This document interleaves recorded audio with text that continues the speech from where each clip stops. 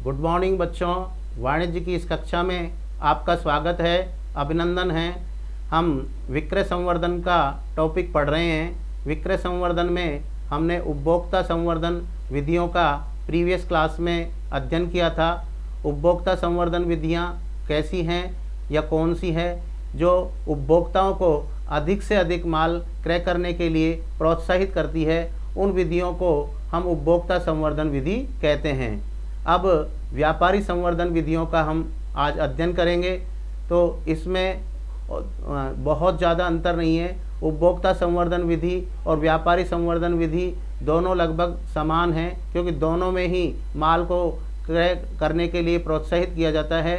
तो व्यापारी संवर्धन विधि के अंतर्गत व्यापारी को अधिक से अधिक माल क्रय करने के लिए निर्माता से और इसका अधिक से अधिक विक्रय करने के लिए प्रोत्साहित करने के लिए चलाई जाती है, क्योंकि जब तक किसी भी कार्य में व्यापारी भाग नहीं लेंगे या वो इंटरेस्ट नहीं लेंगे तो ऐसी स्थिति के अंदर वो सफल नहीं हो पाएगी। इसलिए हमको व्यापारियों को भी प्रोत्साहित करना होगा कि वो अधिक से अधिक माल उसी निर्माता का या उसी उत्पादक का रखे, जिससे कि वो अधिक से अधिक माल का विक्रय कर सके।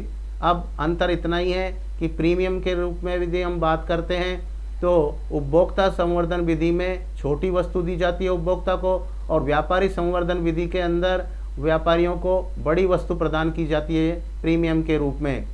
जैसे उपभोक्ता संवर्धन विधि में एक घड़ी डिटर्जेंट पाउडर लेने पर 1 किलो की स्थिति के अंदर उनको एक सिक्का मुफ्त दिया जाता है या एक स्टेनलेस स्टील चम्मच मुफ्त दी जाती है। जबकि व्यापारी संवर्धन विधि के अंदर एक कट्टा जिसके अंदर 50 किलो माल होता है उसका विक्रय करने पर उनको एक दीवाल घड़ी मुफ्त दी जाती है। तो इस दीवाल घड़ी को मुफ्त प्राप्त करने के लिए व्यापारी अधिक से अधिक माल का विक्रय करेंगे।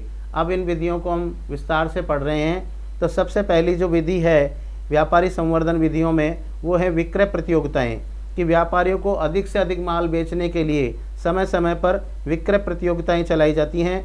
इसके अंदर विक्रय प्रतियोगिताओं में सर्वश्रेष्ठ विक्रेता का चयन किया जाता है। प्रतियोगिता में काउंटर की सजावट की प्रतियोगिता रखी जाती है, जिससे काउंटर पर वो उसी उत्पादक या निर्माता का माल रखता है और लोगों को उस माल का क्रियात्मक प्रदर्शन करते हुए उसे क्रय करने के लिए प्रोत्साहित करता है। इसमें भत्ते दिए जाते हैं कि निर्माता मध्यस्थों का सहयोग प्राप्त करने के लिए उन्हें विभिन्न प्रकार के भत्ते समय समय पर प्रदान करता है। इनमें सबसे पहला भत्ता क्रय भत्ता है, कि यह भत्ता व्यापारी द्वारा एक निश्चित अवधि में निश्चित मात्रा का माल क्रय करने के लिए निर्माता के द्वारा या उत्पादक के द्वारा व्यापारी को दिया जाता है। कि यदि मान लीजिए वो 15 लाख रुपए का माल खरीदता है या 10 लाख रुपए का माल खरीदता है या 5 लाख रुपए का माल खरीदता है तो उसको एक टीवी फ्री दी जाती है। तो इस तरीके से उसको प्रोत्साहित किया जाता है। लेकिन यहाँ हम क्रय भत्ते की बात कर रहे हैं, तो उसके अंदर उसको क्रय पर एक निश्चित मात्रा में भत्ता दिया जाता है। वस्तु भत्ता होता है जब व्यापारी केवल एक ही निर्माता द्वारा वस्तु भत्ता, जब व्यापारी एक ही निर्माता द्वारा कोई वस्तु का विक्रय करता है तो ऐसी स्थिति में उसको विभिन्न प्रकार के भत्ते प्रदान किए जाते हैं। जैसे कंपनियों के द्वारा विभिन्न प्रकार के कपड़े न रख करके केवल किसी एक ही उत्पादक या निर्माता का कपड़ा रखा जाता है। जैसे बॉम्बे डाइंग का यदि वह कपड़ा रखता है तो उसको प्रोत्साहित करने के लिए उसे माल भत्ता दिया जाता है। इसके अलावा विज्ञापन भत्ता आता है, कि व्यापारी के द्वारा समय समय पर अपनी दुकान पर सजावट की जाती है, विज्ञापन करवाया जाता है। अब वो विज्ञापन चाहे दीवारी लेखन का कार्य का हो, चाहे वो अपनी दुकान पर काउंटर की सजावट करने का कार्य हो, चाहे इसके अलावा बड़े बड़े होर्डिंग्स लगवाने का कार्य हो, तो उस विज्ञापन के अंदर जो खर्चा आता है उस खर्चे का कुछ भाग व्यापारी के द्वारा वहन किया जाता है और कुछ भाग निर्माता या उत्पादक के द्वारा वहन किया जाता है।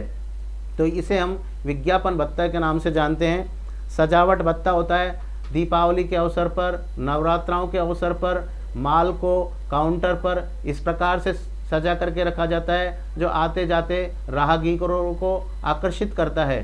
तो इस प्रकार से उस सजावट के अंदर जो हमारे माल को दिखाने के लिए या प्रदर्शित करने के लिए व्यय किया जाता है या खर्च किया जाता है, उसके लिए व्यापारी को सजावट भत्ता दिया जाता है कि वो काउंटर पर वस्तु को सजा करके रखे और इसमें जो खर्चा आएगा उसका कुछ भाग निर्माता वहन करता है और शेष जो खर्चा होता है वो व्यापारी के द्वारा वहन किया जाता है। इसी प्रकार से समय समय पर सभाएं एवं सम्मेलन किए जाते हैं। मध्यस्थों को आकर्षित करने के लिए, उस वस्तु को अधिक से अधिक उपभोक्ताओं को बेचने के लिए विचार विमर्श किया जाता है। समस्याएं जो होती हैं व्यापारियों की, उसका समाधान किया जाता है। इसके लिए उनको एक स्थान पर किसी होटल के अंदर एकत्रित किया जाता है। फिर वहाँ पर उनको समझाया जाता है कि इसको आपको माल को किस प्रकार से विक्रय करना है, किस प्रकार से ग्राहक के सामने प्रदर्शित करना है, कैसे उनको समझाना है ग्राहक को कि अन्य उत्पादों की तुलना में हमारा उत्पाद अधिक लोकप्रिय और श्रेष्ठ होगा। इसके लिए उनको इनाम भी दी जाती है। यदि आप इतना माल यदि विक्रय करेंगे तो हम आपको ये माल के साथ में ये वस्तु प्रदान करेंगे। या कई बार नगद भी घोषणा की जाती है कि यदि आप मान लीजिए 50 लाख रुपए का कपड़ा हमारा बेच देंगे दिग्जाम और रेमंड शोरूमों पर, तो ऐसी स्थिति के अंदर हम आपको एक टीवी प्रदान करेंगे।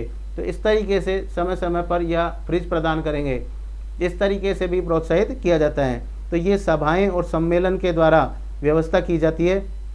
निर्माता नवीन परिवर्तनों की जानकारी भी देता है, इसमें विक्रय नीति को भी स्पष्ट करता है, जिससे व्यापारी पारस्परिक सहयोग बढ़ाने के लिए कार्य करते हैं। इससे विक्रय संवर्धन में सहायता मिलती है।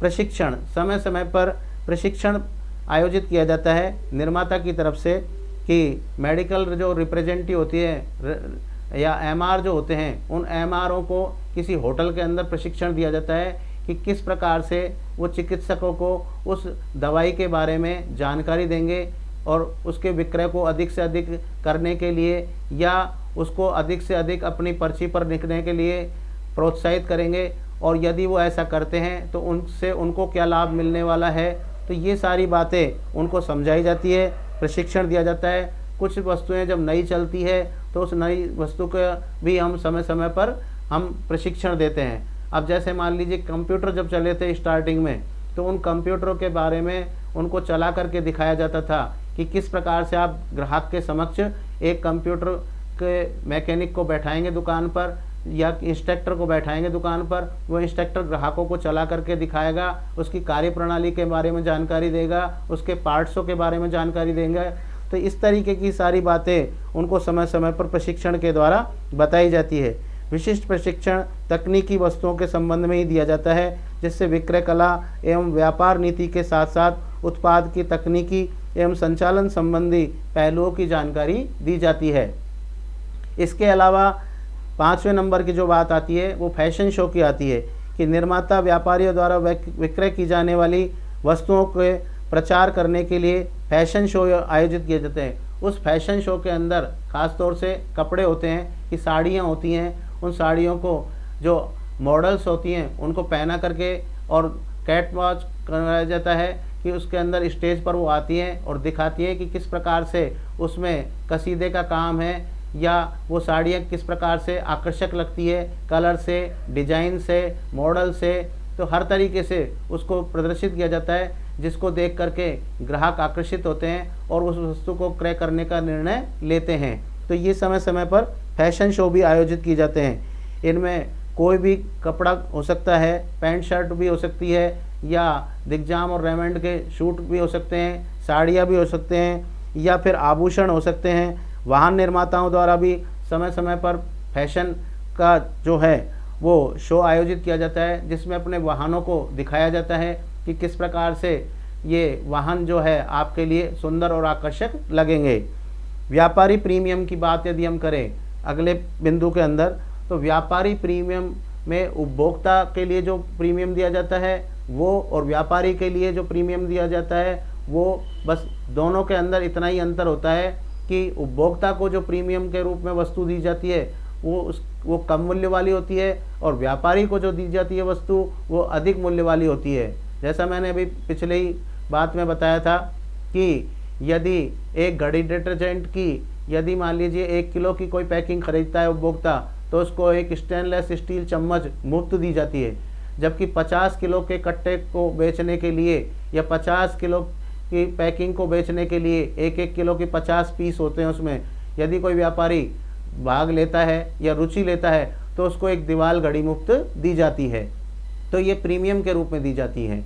इसके अलावा विशिष्ट सेवाएं प्रदान की जाती हैं। निर्माता व्यापारियों को साख सुविधाएं, समय समय पर क्रय की गारंटी, मरम्मत सुविधाएं प्रदान करने की गारंटी देता है। इसी तरीके से निर्माता निश्चित अवधि के लिए व्यापारियों को उधार क्रय की सुविधा प्रदान करता है, जिससे वो ज़्यादा से ज़्यादा माल उसी उत्पादक या निर्माता का क्रय करें।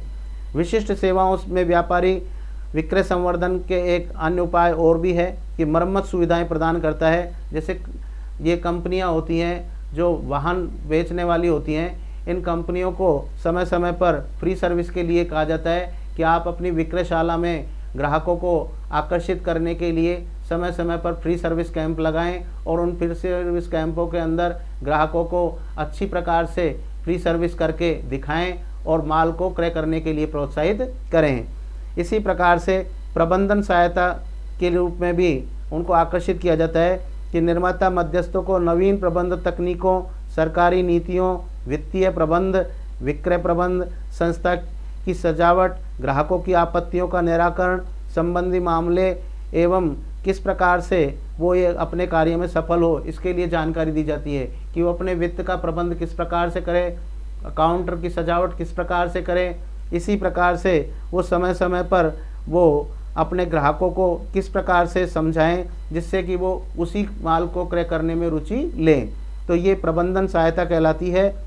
इस प्रबंधन सहायता में भी वो अपनी कार्य क्षमताओं में सुधार करते हैं, व्यापारियों को इसके लिए आकर्षित किया जाता है और फिर इस प्रकार से वो आगे जा कर के उस समय समय पर विक्रय वृद्धि करने के लिए प्रोत्साहित करते हैं। तो ये व्यापारी संवर्धन विधियां थीं। इन व्यापारी संवर्धन विधियों का उद्देश्य यही होता है कि इसके द्वारा ज़्यादा से ज़्यादा व्यापारी उसी उत्पादक या निर्माता का माल क्रय करने में अपनी रुचि दिखाए। जो व्यापारी इस प्रकार से रुचि दिखाता है उसको अधिक से अधिक उत्पादक या निर्माता के द्वारा सुविधाएं प्रदान की जाती है, इनाम रखी जाती है, समय समय पर इनामी प्रतियोगिताएं आयोजित की जाती है कि दीपावली के अवसर पर यदि अपने वो काउंटरों की सजावट करते हैं, अपने शोरूमों की सजावट करते हैं, तो उससे प्रोत्साहित होकर के और ग्राहक अधिक से अधिक माल क्रय करते हैं तो उसके लिए प्रथम, द्वितीय एवं तृतीय पुरस्कार रखा जाता है कि जो जितना अधिक माल बेचेगा उसको प्रथम पुरस्कार दिया जाएगा, उससे कम बेचने वाले को द्वितीय पुरस्कार दिया जाएगा और उससे भी कम बेचने वाले को तृतीय पुरस्कार दिया जाएगा। इसके अलावा भी सांत्वना पुरस्कार भी दिए जाते हैं। तो ये इसीलिए किया जाता है ताकि व्यापारी अधिक से अधिक ग्राहकों को उसी उत्पादक या निर्माता का माल विक्रय करें। इस प्रकार से आप इसका ध्यानपूर्वक अध्ययन करेंगे और इसके साथ मैं जो आपको फ़ोटोकॉपी भेजूँगा उस फ़ोटोकॉपी के द्वारा आप अपनी कॉपी में इसको उतारेंगे और याद करेंगे। धन्यवाद।